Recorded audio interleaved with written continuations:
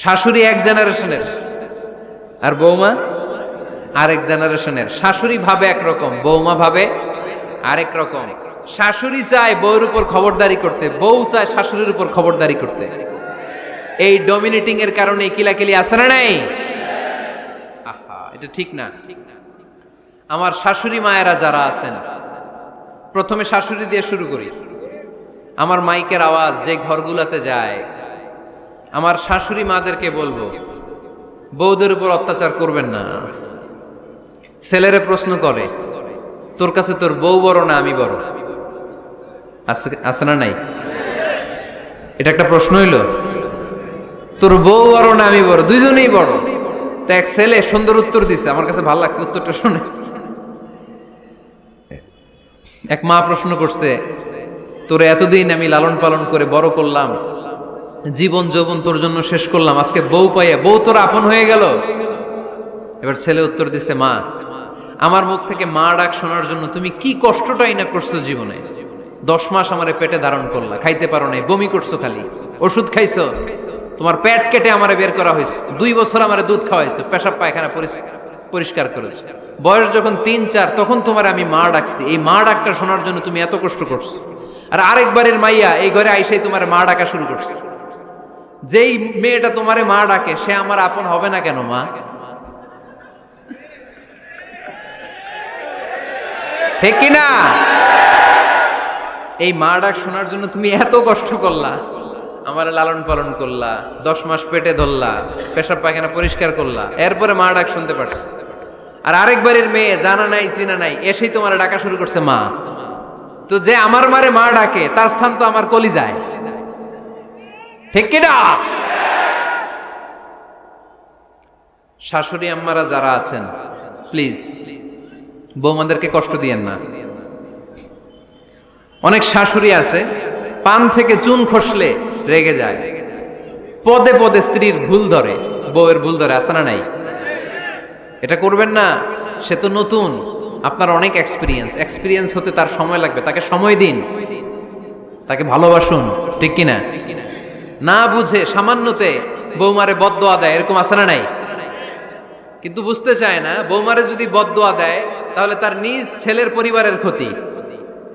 পেটে ধরা যে ছেলে, ছেলের পরিবারের কিন্তু ক্ষতি, তার আপন নাতি নাতনিদেরই ক্ষতি। আওয়াজ করে বলেন ঠিক কিনা? বৌমাকে বদদোয়া দিয়েন না। বৌমাকে নিজের মেয়ের মতো দেখবেন। সমাধান আমি দিচ্ছি। কেমন দেখতে হবে?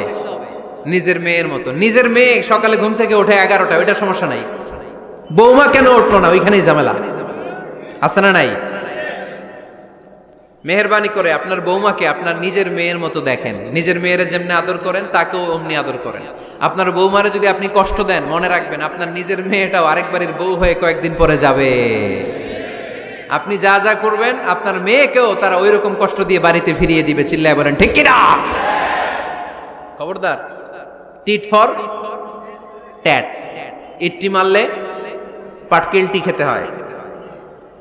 এজন্য শাশুড়ি আম্মা জানারা যারা আছেন, বৌমার সাথে খারাপ আচরণ করবেন না মেহেরবানি করে। তাকে আপনি কষ্ট দিলে আপনার নিজের মেয়েটাও আরেক বাড়ির বৌমা হবে, সেও ওই বাড়িতে এই কষ্টগুলো ভোগ করবে। এগুলো যখন আপনি শুনবেন তখন আপনার চোখ দিয়ে পানি পড়বে কি পড়বে না? পড়বে। এবার আসেন বৌমার কথা বলি। বৌমা যারা আছেন মেহেরবানি করে, বৌমা যারা আছেন মেহেরবানি করে আপনার শাশুড়ি আম্মাকে নিজের মায়ের জায়গায় রাখবেন। আপনার বাড়ি ছেড়ে নতুন বাড়িতে আসছেন, তো এটাই তো আপনার বাড়ি। আপনার মা রেখে দিয়ে নতুন মা পাইছেন, এটাই তো আপনার মা। তো ওনাকে মায়ের জায়গায় বসাতে আপনার সমস্যাটা কোথায়? বৌমারা খেয়াল রাখবেন, আপনি আপনার শাশুড়ির সাথে যে আচরণটা করতেছেন, আপনার শেষ বয়সে আপনার ছেলের বিয়ে দেওয়ার পরে যে বৌমাটা আসবে ওই আচরণই আপনাকে ফিরিয়ে দিবে। The nature has its own return. প্রকৃতির একটা মাইর আছে, এটা শেষ মাইর, এটা শেষ খেলা। প্রকৃতির খেলা বড় খেলা। আপনি আপনার শাশুড়ির সাথে যে আচরণ করবেন, আপনার শেষ বয়সে আপনি একদিন শাশুড়ি হবেন, এটা মাথায় রাখবেন। ওই আচরণই আপনি ফিরে পাবেন। আওয়াজ করে বলতে হবে ঠিক কিনা? এজন্য 9 নাম্বার পয়েন্টস হচ্ছে মিউচুয়াল রেসপেক্ট।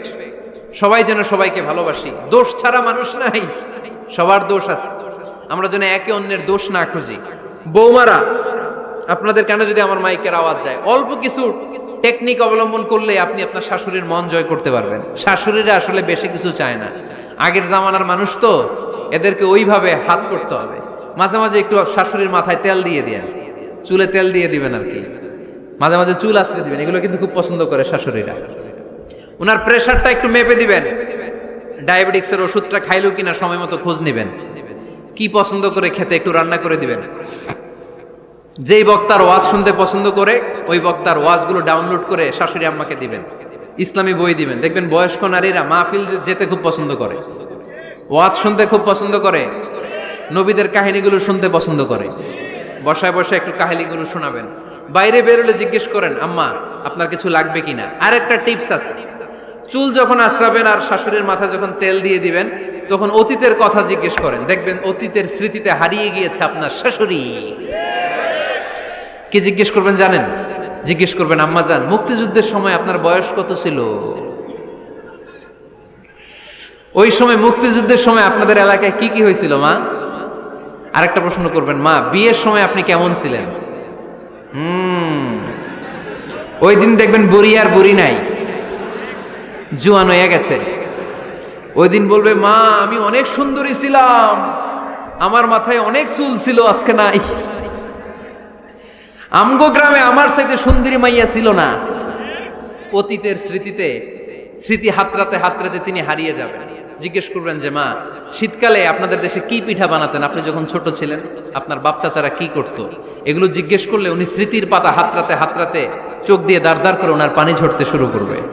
আপনার জায়গায়, ওনার হৃদয়ের মনি কোঠায় এমন জায়গায় পৌঁছবে, আপনার ছাড়া উনি কিছুই বুঝবে না। বৌমারা এই অল্প কিছু টিপস অবলম্বন করে আপনারা আপনাদের শাশুড়ির মনকে জয় করতে পারেন। শাশুড়ি বৌমার দ্বন্দ্ব আমরা চাই না, আমরা চাই শাশুড়ি বৌমাকে নিজের মেয়ের মতো জানো, আর বৌমা শাশুড়িকে আপন মায়ের মতো ভালোবাসুক, ঠিক কিনা? এই মিউচুয়াল রেসপেক্টই পারে শাশুড়ি বৌমার দ্বন্দ্বকে দূর করতে আর ঘরটারে শান্তির টুকরা বানাতে। আওয়াজ করে বলেন ঠিক কিনা? কয়টা গেল? আর আছে কয়টা? দোয়া করবেন একে অপরের জন্য। দোয়া, সাইয়েদনা ইব্রাহিম ফ্যামিলির জন্য দোয়া করতেন, রব্বি জাআলনি মুকিমাস সালাতি ওয়া মিন যুররিয়াতি রব্বানা ওয়া তাকাব্বাল দুআ। ও আল্লাহ, আপনি আমার নামাজ কায়েমকারী বানান, আমার কলিজার টুকরা সন্তান ইসমাইলকেও নামাজ কায়েমকারী বানান, আমার দোয়াটা আপনার দরবারে আপনি কবুল করে নেন। সুবহানাল্লাহ পড়েন। রব্বানা ইন্নী আসকানতু মিন যুররিয়াতি বিওয়াদিন গায়রি যী যারইন ইনদা বাইতিকাল মুহাররাম। ও আল্লাহ, আমার সন্তান সন্ততি, আমার ফ্যামিলিকে ধুধু মরুপ্রান্তর এই উপত্যকার মধ্যে তোমার কাবা ঘরের সামনে রেখে গেলাম, তাদেরকে তুমি নামাজ কায়েমকারী বানিয়ে দিও। গোটা বিশ্বের সব মানুষের অন্তর আমার ফ্যামিলির দিকে আল্লাহ তুমি ঝুঁকিয়ে দিও। ওয়ারযুকহুম মিনাস সামারাত, ফলমূল দিয়ে আল্লাহ তুমি তাদেরকে রিজিকের ব্যবস্থা করে দিও। তার মানে সব নবীরা তাদের পরিবারের সদস্যদের জন্য দোয়া করতেন কি করতেন না? আবার কোরআন আমাদেরকে শিখালো, রব্বানা হাব লানা মিন আজওয়াজিনা ওয়া মিন যুররিয়াতিনা কুররাতা আ'য়ুন ওয়াজআলনা লিল মুত্তাকিনা ইমামা। ও আল্লাহ, এমন নেককার সন্তান, এমন নেককার স্ত্রী আপনি আমাকে দান করেন যাদের দিকে তাকালে আমার চোখ দুইটা ঠান্ডা হয়ে যায়। চক্ষু শীতলকারী স্ত্রী দেন। বিয়ে যাদের হয় নাই, ইয়াং ছেলেরা এই দোয়াটা করবা। বিয়ের জন্য দোয়ার দরকার আছে না নাই? প্রতিদিন এই দোয়া করবা, আল্লাহ এমন স্ত্রী দেন, এমন জীবন সঙ্গিনী আপনি আমাকে দেন, এমন লাইফ পার্টনার দেন যার দিকে তাকালে আমার চোখ জুড়িয়ে যায়। এমন সন্তান আল্লাহ আপনি আমার ফ্যামিলিতে দেন যাদের দিকে তাকালে আমার চোখ দুইটা ঠান্ডা হয়ে যায়। নেককার সন্তান, নেককার স্ত্রী আল্লাহর কাছে দোয়া করে চেয়ে নিতে হয়। তাহলে ফ্যামিলি মেম্বার একে অপরের জন্য দোয়ার দরকার আছে না নাই? বাবা দোয়া করবে ছেলের জন্য, ছেলে করবে বাবার জন্য, মা দোয়া করবে মেয়ের জন্য, মেয়ে করবে মায়ের জন্য, ভাই করবে বোনের জন্য, বোন করবে ভাইয়ের জন্য। দোয়ার দরকার আছে না নাই? দোয়া করবেন সবাই সবার জন্য। এই যে কোরআনের বঙ্গানুবাদ পাওয়া যায় না এখন, কথা বলেন। স্মার্টফোন আছে কার কার দেখি? হ্যাঁ, কারা কারা স্মার্ট দেখি? হাজার হাজার স্মার্ট। মাশাআল্লাহ। এই স্মার্টফোনের ভেতরে আল কোরআন নামে